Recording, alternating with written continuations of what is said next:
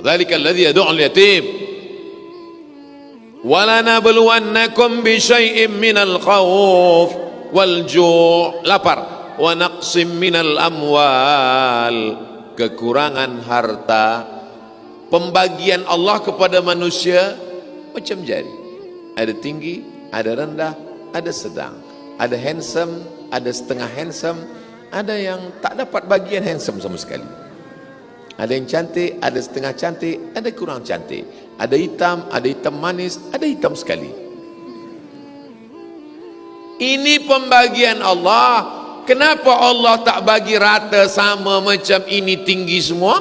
Sebab kalau kita sama, dia tak boleh bekerja sama. Hanya bekerja sama boleh dilakukan oleh orang-orang yang berbeza. Tapi apakah yang lebih mulia, yang lebih tinggi? Tidak. Apakah yang lebih hina, yang lebih rendah? Tidak. Inna akramakum indallah atqakum. Yang paling mulia di sisi Allah, yang paling takut kepada Allah Subhanahu wa taala. Pembagian rupa macam ini, pembagian nasib macam ini, pembagian kuasa macam ini, pembagian ilmu pun macam ini. Serah pada kuasa Allah. Allah fa'alul lima yurid. Susahkah bagi Allah membuat kita rata sama semua? Tak susah. Innama amruhu idza arada syai'an ayaqula lahu kun fayakun. Ini dilebihkannya dalam agama, ini dia lebihkan dalam medik, ini dia lebihkan dalam politik, ini dia lebihkan dalam harta, ini dia lebihkan dalam banyak kelebihan. Manusia diberikan Allah wa rafa'na fawqakum fawqa ba'din darajat. Ada yang kami angkat darajahnya, ada yang kami rendahkan. Ini kuasa Allah Subhanahu wa taala. Walanabluwannakum bisyai'im minal khauf wal ju' wa naqsim minal amwal wal anfus, sakit, mati, wassamarat, kering, hujan tak turun, wa basyiris sabirin, berikan kabar gembira kepada orang-orang yang sabar, menahan hawa nafsu, menahan lidah, tak bercakap kasar, sumpah serapah, caci maki, mengutuk nasib, menahan pikiran, jangan sampai suuzon kepada Allah. Kalau ada lintasan pikiran, astaghfirullahalazim, astaghfirullahalazim, Allahumma shalli ala sayyidina Muhammad. Menahan tangan, jangan sampai menarik rambut, memukul pipi, maka dia serahkan kepada Allah. Alladzina idza asabathum musibah, orang-orang yang ketika dia menerima musibah, ujian dari Allah Subhanahu wa taala, apa kata dia? Inna lillahi wa inna ilaihi rajiun. Semuanya balik kepada Allah Subhanahu wa taala. Pulanglah Abu Talhah. Abu Talhah balik daripada berniaga.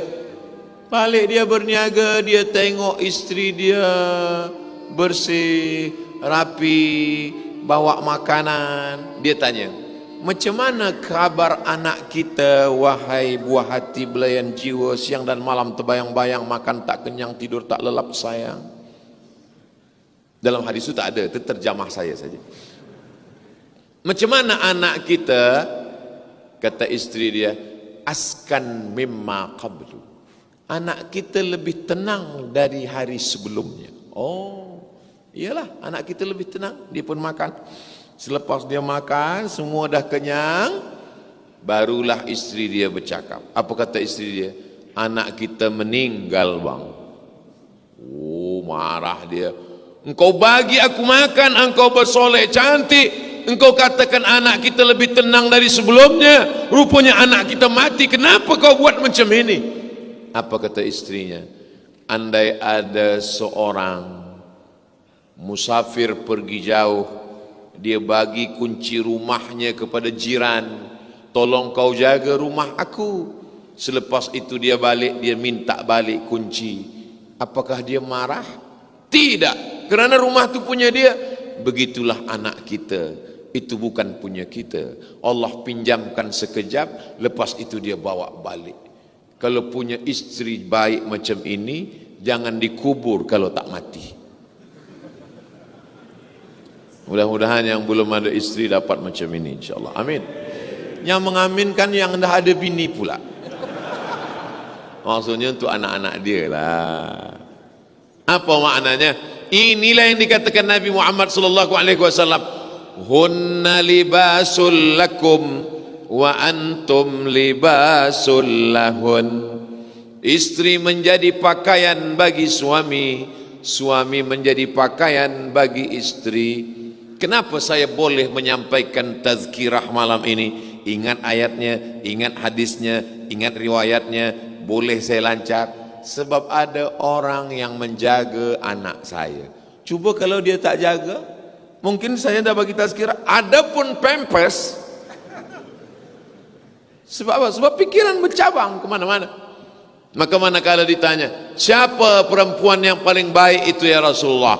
Al-mar'atus salihatul lati tu'inu ala imanihi. Seorang perempuan yang salihah, yang mampu menolong keimanan suaminya.